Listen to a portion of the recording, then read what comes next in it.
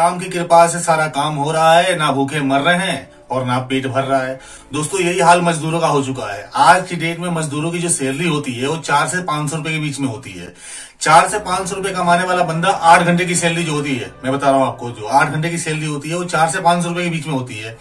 ये तो हो गई मजदूरों की बात। जो कंपनी के वर्कर होते हैं उनकी सैलरी आज की डेट में, जैसे आप राजस्थान में चले जाइए अलवर जिले साइड में, तो अलवर जिले की जो कंपनियां हैं वहां पे, अलवर जिले में जो कंपनियां सारी हैं उनकी जो सैलरी है वो 8 से 10,000 रुपए के बीच में है, जो कंपनी वर्कर को दिया जाता है। अगर वो 12 घंटे ड्यूटी करते हैं तो उनकी सैलरी टोटल मिला के, जैसे 12 घंटा उन लोगों ने ड्यूटी किया और प्लस 4 संडे उन लोगों ने लगाया, मतलब कंटिन्यू 26 दिन तो उन लोगों ने 12 घंटा किया प्लस 4 संडे लगाया, तो जाके उनको 15 से 16,000 रुपए मिलते हैं। और 15 से 16,000 रुपए पूरे महीने में कमाते हैं। अब पूरे महीने का खर्चा अगर आप देख लिया जाए, अगर 2 बच्चे ले लेते हैं हम और एक मियाँ बीवी, तो 4 परिवार में ये 15 से 16,000 रुपए में वो मजदूर क्या खाएगा और क्या बचाएगा।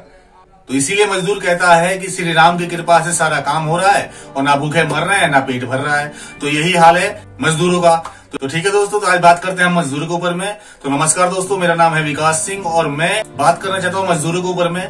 तो दोस्तों आज मजदूरों की जो कंडीशन है वो किसी से छुपी हुई नहीं है। अगर आप एक नॉर्मली देख ले, जो आदमी होता है एक लो क्लास, एक मिडिल क्लास, एक हाई क्लास। अगर हम हाई क्लास की बात करें तो बहुत बड़ी बात हो जाएगी। हम मिडिल क्लास की बात कर लेते हैं। एक मिडिल क्लास की जो सैलरी होती है बंदों की वो 40 से 50,000 रुपए के बीच में होती है।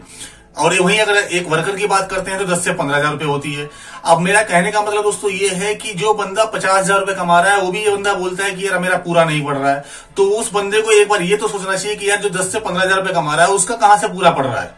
अगर देखा जाए तो एक कुत्ता पालते हैं, जिसे बहुत लोग, आजकल तो फैशन ही हो गया है कुत्ता पालने का, तो अगर देखा जाए उस कुत्ते का अगर खर्चा देखा जाए तो मंथली 10 से 12,000 रुपए आता है।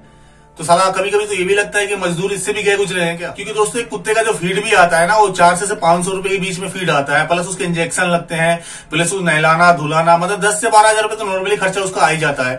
वही मजदूर आदमी बताइए 10 से 15,000 के बीच में वो कैसे अपना गुजारा करता होगा। अगर आप ये बताइए, अगर वो बंदा किराए पे रह रहा है तो किराए पे कम से कम 2 से 3,000 रुपए उसका किराया हो गया, प्लस बिजली बिल, पानी बिल, उसको साइड में कर देते हैं। अगर 2 बच्चे उसके पढ़ रहे हैं तो 3 से 4,000 5,000 रुपए फीस भी आता है। आजकल की जो प्राइवेट का जो सिस्टम है आप जानते हैं, ये पैसा कितना ठेल के ले रहे हैं, एकदम कोई मुरव्वत नहीं है। 3 से 4,000 रुपए उसका अगर मान लीजिए रूम का आ रहा है, 3 से 4,000 रुपए ही इसका आप मान लीजिए उसका स्कूल का आ रहा है तो 8,000 रुपए हो गया। प्लस में 5,000 रुपए भी वो पूरे चारों आदमी में पेट काट कर और 5,000 का भी वो राशन लेके आता है तो 13,000 हो गया। अब बच गया उसके पास में 2,000 रुपए। 2,000 में अगर भगवान ना करे कोई बीमार पड़ गया तो वो भी उसके पैसे गए। तो बंदा पूरी महीना मेहनत करने के बाद ले दे के वो पूरा जीरो का जीरो ही रहता है। तो इसीलिए लोग कहते हैं, कई लोग बोलते भी हैं ये बात कि यार नौकरी करने वाला आदमी कभी आगे नहीं बढ़ सकता। ये बात तो हकीकत भी है कि नौकरी करने वाला कभी बंदा आगे नहीं बढ़ सकता है। लेकिन दुख तो दोस्तों यहाँ लगता है कि जब उसी मजदूर आदमी को लोग हीन भावना की नजर से देखते हैं। जैसे बड़े बड़े जो लोग होते हैं, जैसे मैनेजर, सुपरवाइजर, साला मजदूरी तो है, क्या बात है, कोई बोलने की तमीज नहीं उसके पास में। और जो कुछ बड़े बड़े लोग होते हैं वो यहाँ तक बोल देते हैं इस बात के लिए कि हाँ यार अगर इतना ही ये सही होता तो साला मजदूर थोड़ी होता। तो भाई मजदूरों को इतने हल्के में नहीं लेना चाहिए भाई। बहुत सारे काम होते हैं, आपके ड्राइवर, आपके माली, आपकी कंपनी में काम करने वाले वर्कर। अगर देखा जाए तो राजा जब राजा होता है जब उसकी प्रजा होती है। जब प्रजा ही नहीं रहेगी तो राजा किस चीज का हो जाएगा। तो बड़े बड़े मालिक का तो कहना यही होता है, मजदूरों को उतनी ही मजदूरी दो कि वो लोग खा पी के बराबर कर लें। इसके आगे ऊपर में जाने की जरूरत नहीं है। क्योंकि जो मजदूर अगर ज्यादा अगर पैसा मिलेगा तो अपने बच्चे को पढ़ाएगा, बच्चे को पढ़ाएगा तो बच्चे भी उसके आगे निकलेंगे। तो ऐसा होने ही नहीं देना चाहते हैं। कम से कम 10 से 15 से 20,000 रुपए के बीच में सारे मजदूर आ जाते हैं। वहीं अगर बात करते हैं हम गांव में, तो गांव में जो मनरेगा का जो रेट है वो कितना है, 150, 200, 250, 300, इतना ही रेट चल रहा है। अब ये बताइए 300 रुपए कमाने वाला बंदा, वो भी पूरे महीने में उसको काम मिलता है या नहीं मिलता है ये भी जरूरी नहीं है। कई बार ऐसा भी होता है कि पूरे महीने उसको काम भी नहीं मिलता है। 2 महीने का हुआ तो उसमें भी मान लीजिए कई बार होता काम रुक जाता है। जो उनके मुनीम होते हैं उनको भी कमीशन देना पड़ता है। कमीशन इसलिए मांगते हैं वो लोग कि भाई हम तेरे को लेंगे ही नहीं। ये भी होता है कि हम तेरे को लेंगे नहीं, हम किसी और को ले लेंगे भाई, तेरे को छुट्टी पे दिखा देंगे भाई। ये भी एक मतलब वो ज्वेलर्सी होती है ना ये चीज। ज्यादातर कंपनियों में तो कंपनी सब लेना भी बंद कर दिया है, ज्यादातर कॉन्टेक्ट हो गया है। तो कॉन्टेक्ट वाले को फायदा है, तो 8 साढ़े 8,000 में मजदूर मिल जाते हैं। उसके बाद में 12 घंटे बेचारा मेहनत करता है। तो मेन मुद्दा दोस्तों मेरा कहने का ये मतलब है कि हम लोग मजदूर हैं, तो मजदूरों को कम से कम यार इतना तो उनके बारे में सोचना चाहिए। एक विधायक अगर हम पेमेंट लेते हैं तो 40 से 50 और 60,000 के बीच में होता है। अगर एक सांसद की पेमेंट लेते हैं तो 70 से 80 के 90 के बीच में होता है। प्लस में उनके पास गाड़ी फ्री, प्लस में उनके पास लाल बत्ती फ्री, नौकर चाकर फ्री, प्लस में उनका जो फोन का खर्चा फ्री, फ्लाइट का खर्चा फ्री। प्लस में संसद भवन में अगर देखा जाए तो एक गरीब मजदूर आदमी एक समोसा खरीदने जाता है तो 10 से 12 रुपए के बीच में पड़ता है, वहीं संसद भवन में 2.5 से 3 रुपए में मिल जाता है। मेरे को ये समझ में नहीं आता कि मजदूर होना कितना बड़ा पाप है। तो बात कर रहे थे हम गांव में जो मजदूर होते हैं 250 से 300 रुपए का उनका मतलब इनकम होता है पर डे के हिसाब से।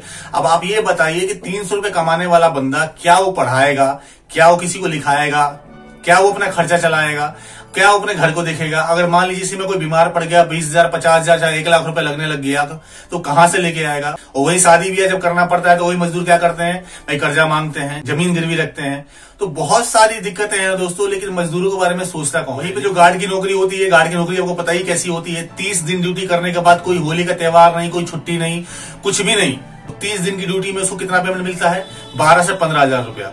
तो मेरे दोस्तों कहने का मतलब ये है कि जब आप 50,000 में जब आप अपने घर का खर्चा नहीं चला सकते हैं तो 15,000 में मजदूर कैसे चलाता होगा। कभी इस चीज सोचा है किसी ने? कभी जो हमारी सरकार है कभी इस चीज पे ध्यान दिए कि हम कंपनी में ऑडिट करवाएं, चाहे देखें मजदूरों से पूछे कि भाई तुम्हारी सैलरी कितनी है, कितने साल से तुम काम कर रहे हो, कैसे तुम्हारा गुजारा होता है। सरकार को कभी इस चीज से मतलब ही नहीं रहा। अगर हुआ भी तो अगर मान लो जैसे कोई आता भी है सरकारी कर्मचारी को अगर पूछता भी है जाके तो अगर पहले ही बता दिया जाता है मजदूरों को भाई उनके सामने कुछ बोलने की जरूरत नहीं है, अगर कुछ बोले तो समझ लो तुम्हारी नौकरी गई। और वो भी लोग कम नहीं होते हैं, जो सरकारी अफसर होते हैं वो भी कम नहीं होते हैं। ऐसा मैं ये नहीं कह रहा हूँ सारे सरकारी कर्मचारी ऐसे ही होते हैं, लेकिन ऐसा हमने सुना भी है और देखा भी है कि हाँ टेबल के नीचे से काम चल लिया भाई, किसी को कुछ बोलने की जरूरत नहीं है। अगर किसी ने कोई मजदूर ने अगर बोल दिया ना कि हाँ जी मैं 5 साल से या 10 साल से काम कर रहा हूँ, मेरी सैलरी भी 12,000 15,000 रुपया है, तो अगर उसने सुन लिया तो वो जाकर अंदर जाकर बोला कि हाँ भाई उस बंदे ने ऐसा ऐसा बोला था, चाहे ऐसा ऐसा उसका रिकॉर्ड दिखाओ, तो रिकॉर्ड दिखाने से पहले ही वो टेबल के नीचे से पैसा पकड़ा दिया जाता है। उसके बाद उस वर्कर की नौकरी चली जाती है, तो बेचारा वो नौकरी से भी चला गया। अगर मान लीजिए कंपनी में 200 बंदे काम कर रहे हैं और एक बंदे को भी आपने इस कारण से कि हाँ उसने सच बताया और इस कारण से उसको नौकरी से निकाल दिया जाता है, तो बाकी के जो मजदूर हैं उनको तो डर हो जाएगा कि भाई हमारी भी नौकरी चली जाएगी। बहुत सारी समस्या है दोस्तों, लेकिन इस पर कोई बात करना ही नहीं चाहता। सबसे बुरा दोस्तों ये चीज लगता है कि जो मजदूर होते हैं उनको तो भगवान ने जो मारा है वो मारा है, जो नीचे के लोग हैं वो भी उनको मारते हैं। ये नहीं है कि मतलब वो एक तो गरीब, देखो मजदूर तो वही हो सकता है जो गरीब आदमी होगा, हर अमीर आदमी तो मजदूरी करेगा नहीं।